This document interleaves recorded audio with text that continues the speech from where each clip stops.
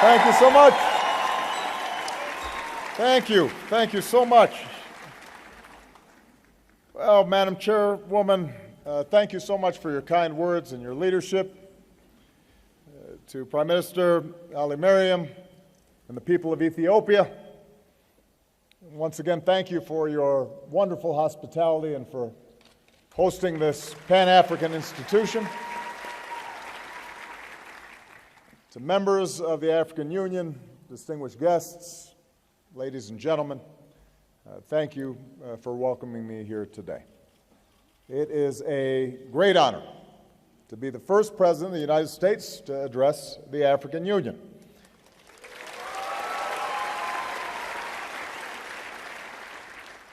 I'm grateful for this opportunity to speak to the representatives of more than 1 billion people of the great African continent.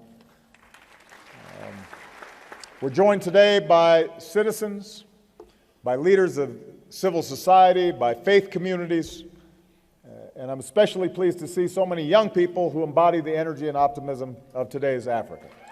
Hello. Thank you for being here. I stand before you as a proud American. I also stand before you as the son of an African.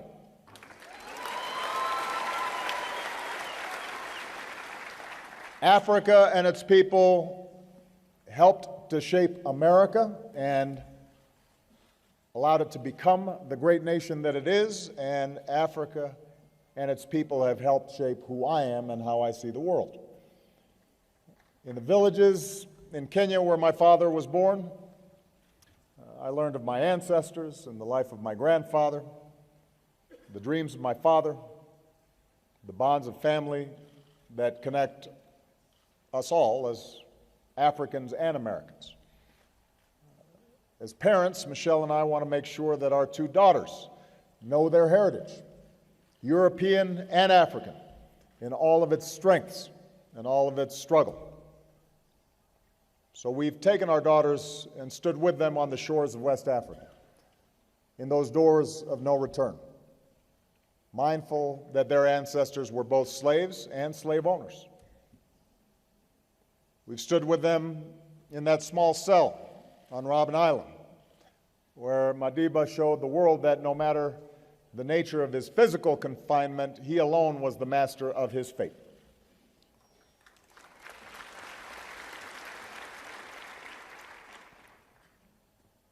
For us, for our children, Africa and its people teach us a powerful lesson: that we must uphold the inherent dignity of every human being. Dignity. That basic idea that by virtue of our common humanity, no matter where we come from or what we look like, we are all born equal, touched by the grace of God. Every person has worth. Every person matters. Every person deserves to be treated with decency and respect. Throughout much of history, mankind did not see this. Dignity was seen as a virtue reserved to those of rank and privilege, kings and elders. It took a revolution of the spirit over many centuries to open our eyes to the dignity of every person. And around the world, generations have struggled to put this idea into practice in laws and in institutions. So too here in Africa. This is the cradle of humanity. And ancient African kingdoms were home to great libraries and universities. But the evil of slavery took root, not only abroad, but here on the continent. Colonialism skewed Africa's economy and robbed people of their capacity to shape their own destiny. Eventually, liberation movements grew. And 50 years ago, in a great burst of self-determination, Africans rejoiced as foreign flags came down and your national flags went up. As South Africa's Albert Lutuli said at the time, the basis for peace and brotherhood in Africa is being restored by the resurrection of national sovereignty and independence, of equality and the dignity of man. A half-century into this independence era, it is long past time to put aside old stereotypes of an Africa forever mired in poverty and conflict. The world must recognize Africa's extraordinary progress. Today, Africa is one of the fastest-growing regions in the world. Africa's middle class is projected to grow to more than 1 billion consumers, with hundreds of mobile phones, hundreds of millions of mobile phones, surging access to the internet. Africans are beginning to leapfrog old technologies into new prosperity. Africa is on the move. A new Africa is emerging. Propelled by this progress and in partnership with the world, Africa has achieved historic gains in health. The rate of new HIV/AIDS infections has plummeted. African mothers are more likely to survive childbirth and have healthy babies. Deaths from malaria have been slashed, saving the lives of millions of African children. Millions have been lifted from extreme poverty. Africa has led the world in sending more children to school. In other words, more and more African men, women, and children are living with dignity and with hope.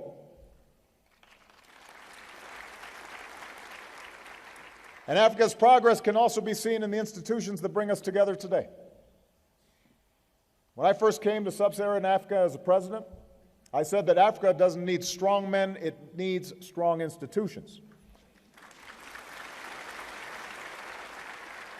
And one of those institutions is the African Union.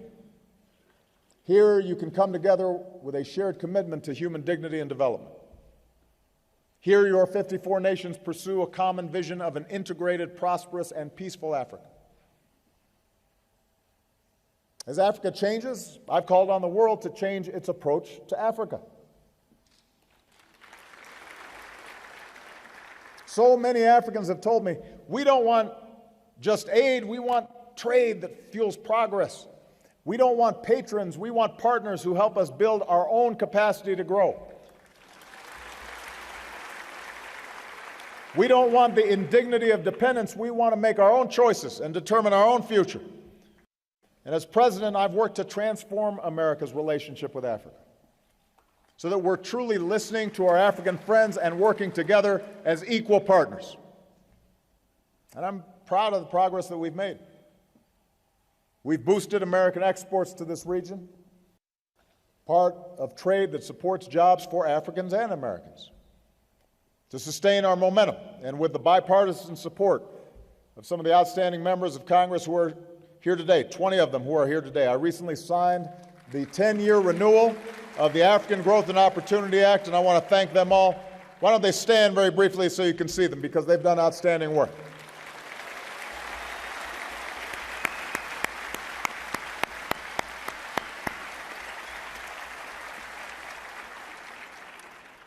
We've launched major initiatives to promote food security and public health and access to electricity, and to prepare the next generation of African leaders and entrepreneurs, investments that will help fuel Africa's rise for decades to come.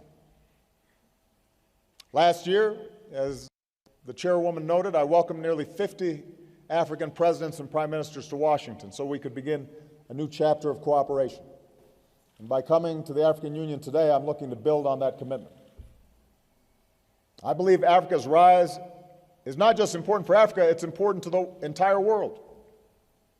We will not be able to meet the challenges of our time, from ensuring a strong global economy, to facing down violent extremism, to combating climate change, to ending hunger and extreme poverty, without the voices and contributions of 1 billion Africans. Now, even with Africa's impressive progress, we must acknowledge that many of these gains rest on a fragile foundation. Alongside new wealth, hundreds of millions of Africans still endure extreme poverty. Alongside high-tech hubs of innovation, many Africans are crowded into shanty towns without power or running water, a level of poverty that's an assault on human dignity. Moreover, as the youngest and fastest growing continent, Africa's population in the coming decades will double to some 2 billion people, and many of them will be young, under 18. Now, on the one hand, this could bring tremendous opportunities as these young Africans harness new technologies and ignite new growth and reforms. Economists will tell you that countries, regions, continents grow faster with younger populations. It's a demographic edge and advantage, but only if those young people are being trained. We need only to look at the Middle East and North Africa to see that large numbers of young people with no jobs and stifled voices can fuel instability and disorder. I suggest to you that the most urgent task facing Africa today and for decades ahead is to create opportunity for this next generation.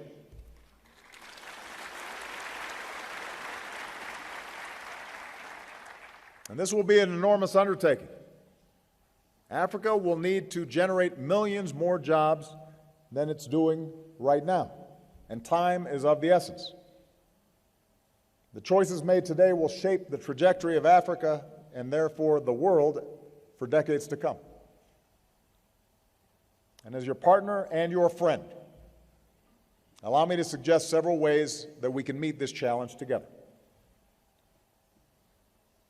Africa's progress will depend on unleashing economic growth, not just for the few at the top, but for the many, because an essential element of dignity is being able to live a decent life. That begins with a job, and that requires trade and investment. Many of your nations have made important reforms to attract investment. It's been a spark for growth. But in many places across Africa, it's still too hard to start a venture, still too hard to build a business. Governments that take additional reforms to make doing business easier will have an eager partner in the United States. And that includes reforms to help Africa trade more with itself, as the chairwoman and I discussed before we came out here today. Because the biggest markets for your goods are often right next door. You don't have to just look overseas for growth. You can look internally. And our work to help Africa modernize customs and border crossings started with the East African community. Now we're expanding our efforts across the continent, because it shouldn't be harder for African countries to trade with each other than it is for you to trade with Europe and America.